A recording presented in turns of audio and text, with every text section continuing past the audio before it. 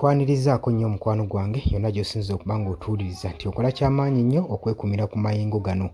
General Muhoozi Kainerugaba, Chief of Defence Force, lumukeeredde.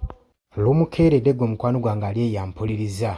Oluvannyuma lwa MP okuvaayo n'amugamba nti nno oba oyagala oba toyagala kookola otya keggwake keetonye olina okukola kino wammanga. Kiki kyamugambye kye ngenda okuba nga nkuleetera? Oli ku UG Update Civic osinzira okuba ng'otuwuliriza era ng'okola ky'amaanyi nnyo okwekuumira ku mayengo gano. Mwenna bannabulaaya abali mu diaspora mbeebazaako ekyensusso mmwe ababeerako ne muwuliriza eno nga ye mukazana. Abula gwagala otweyungako kirira wansi waliwo ekigambo subscribe kikooneko ojja kuba ng'osobola bulungi nnyo tweyungako gwe mukwano gwange ali eyampuliriza. Kakati General Muhoozi Kainerugaba, Chief of Defence Force, lumukeeredde gwe mukwano gwange ali eyampuliriza.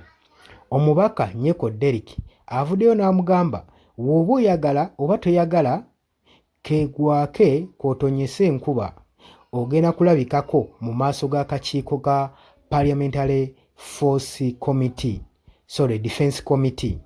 Olina okulabikako mu maaso ga Defence Committee. Akakiiko kano, jjukira akakiiko kano kaali kamuyita ebbanga eriyise emabega. General Muhoozi Kainerugaba n'aba nga akalambidde okulabikako mu maaso g'akakiiko ako gwe mukwano gwange ali yampuliriza. Kati omubaka amugambye oba kyetaagisa kuteekamu muguwa mu bulago olina okulabikako wano mu kakiiko ate ng'ofukamidde. Ojja kulabikako ng'ate era ofukamidde mu ngeri yonna okusobola okubeera ng'onenyezebwa ku mpisa zo z'ogenda mu maaso n'okweyisa mu bantu ssaako ne ku mikutu egya social media. Jjukira nti nno tujjukira bulungi nnyo General Muhoozi Kainerugaba, Chief of Defence Force, ebbanga eriyise emabega akakiiko ka Parliamentary Defence Committee kaamuyita alabikeko eri mu maaso gaabwe asobole okubaako ne byattaanya eri mu maaso g'akakiiko. General Muhoozi Kainerugaba teyalabikako. Omulundi ogwokubiri baamuyita era General Muhoozi Kainerugaba yagaana okulabikako mu maaso g'akakiiko. Wabula ku luno teyakoma butalabikako bulabisi mu kakiiko, wabula yabagamba nti ate nja kukwata bukwasi nze njije mbasibe busibi kubanga nsobola kulabikako mu maaso g'abaddiikuula. N'abagamba nti ate waliwo gundi yali erina okuyisibwa amendment bill, n'abagamba ate bill mujja giyisa, era munnange bill yamala ne bagiyisa. Bill bamala ne bagiyisa ng'ate aganye n'okulabikako mu maaso g'akakiiko kano gwe mukwano gwange ali yampuliriza.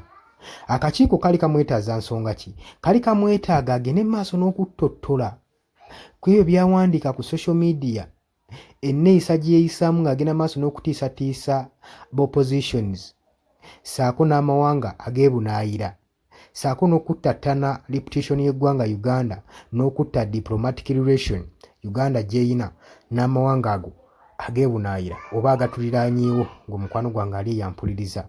Muno mwe mulina okuba nga eggwanga erya Sudan lyawandiika ekibaluwa nga lyagala General Muhoozi Kainerugaba oba nga lyagala gavumenti ya wano eya Uganda ewandiika apology nga beetondera ku Chief of Defence wa Uganda kye yali akoze okubatiisatiisa okugenda okulumbagana ekibuga kyabwe kye bayita Khartoum, capital city yaabwe gwe mukwano gwange ali yampuliriza.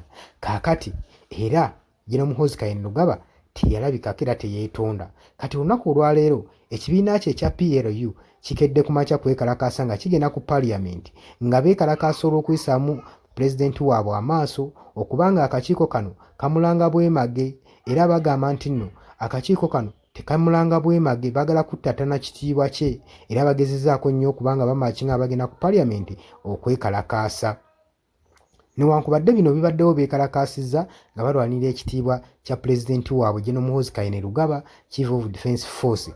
Omubaka Derrick agambye nti nno Muhoozi n'onookola otya n'wanaakola ki alina okulabikako mu maaso g'akakiiko, eiza nga tumusika ku muguwa oba eiza nga ajja wano ng'afukamidde. Ekyo kyo weekitewe kirina okubeera gwe mukwano gwange ali yampuliriza. Golowooza ki mukwano gwange? Jangu mu comment section golowooza kinaabeera, kinaayinzika? jangu okomentinge. Gwagala otweyungako mu comment section kirira wansi waliwo ekigambo subscribe kikondeko ojja kuba nga osobola bulungi otweyungako. Mbagala nnyo mwale kwekumira ku Yugi Updates TV.